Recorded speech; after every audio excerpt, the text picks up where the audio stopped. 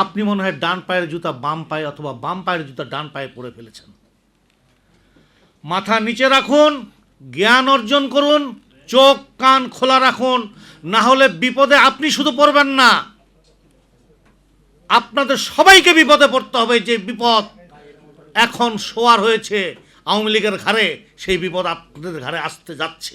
আমার 49 বছরের সিন্স 1977 49 বছরের অভিজ্ঞতা বলে আপনাদের দুর্ভোগের পরিণতি অত্যাসন্ন এবং কঠিন, কঠিন এবং কঠিন।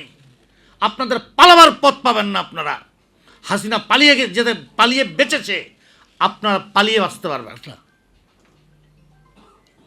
আর একটি কথা শুধু বলবো, আমরা একটু সহনশীল হওয়ার চেষ্টা করি, কারণ সবাই মিলে দেশটা আমার গড়তে হবে। কারণ একটু এদিক সেদিক হয়ে গেলে ভারত শুধুমাত্র বাকবাকুম করে আসছে, যে আমাদের মধ্যে কোনোভাবে একটা গণ্ডগোল লাগিয়ে দিতে পারলে তারা এবার এখানে একটা সামরিক মিলিটারি আগ্রাসন করতে পারে কিনা, এই বিষয়টা তাদের ভিতরে এখন নিয়মিত গবেষণা হচ্ছে।